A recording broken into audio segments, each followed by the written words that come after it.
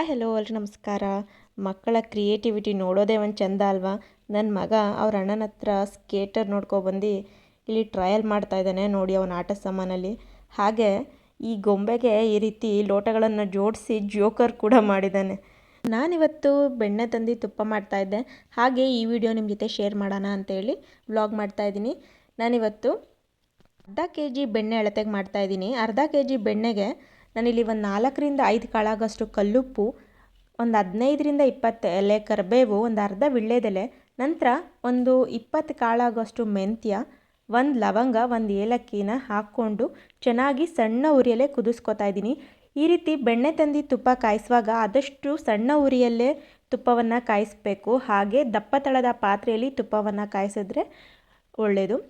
ಹಾಗೆ ಈ ಥರ ನೊರೆಲ್ಲ ಹೋಗೋವರೆಗೂ ಕಾದು ಅದು ಚಟಪಟ ಅಂತ ನಾವು ಹಾಕಿರೋಂಥ ಕರಿಬೇವು ಮತ್ತು ಎಲೆ ಪಟಪಟ ಅಂತ ಸಿಡಿಯುವಾಗ ಸಣ್ಣ ಉರಿಯಲ್ಲೇ ಈ ಥರ ಕುದಿಸ್ಕೊಂಡು ಸ್ಟವ್ ಆಫ್ ಮಾಡಿ ಬಿಟ್ಬಿಡಬೇಕು. ಈ ರೀತಿ ಒಂದು 15ರಿಂದ 20 ನಿಮಿಷ ಆದ ನಂತರ ಫಿಲ್ಟ್ರ್ ಮಾಡಿಕೊಂಡು ಒಂದು ಡಬ್ಬಕ್ಕೆ ಹಾಕಿ ಎತ್ತಿಕೊಂಡ್ರೆ ಅಮ್ಮ ಮಾಡಿದ ತುಪ್ಪ ಥರನೇ ಘಮಘಮಿಸುವ ತುಪ್ಪ ಸಿದ್ಧ. ಆದಷ್ಟು ಮನೆಯಲ್ಲೇ ಬೆಣ್ಣೆ ತಂದು ತುಪ್ಪ ಕರಗಿಸ್ಕೊಳ್ಳಿ, ಆರೋಗ್ಯ ಕೂಡ ತುಂಬ ಒಳ್ಳೆಯದು. ಮನೆಯಲ್ಲೇ ಬೆಣ್ಣೆ ಮಾಡಿ ಕರಗಿಸಿದ್ರು ಇನ್ನೂ ಅತ್ಯುತ್ತಮ ಅಂತ ಹೇಳ್ತಾ ಈ ವ್ಲಾಗ್ ಇಲ್ಲೇ ಎಂಡ್ ಮಾಡ್ತಾ ಇದ್ದೀನಿ. ಧನ್ಯವಾದಗಳು.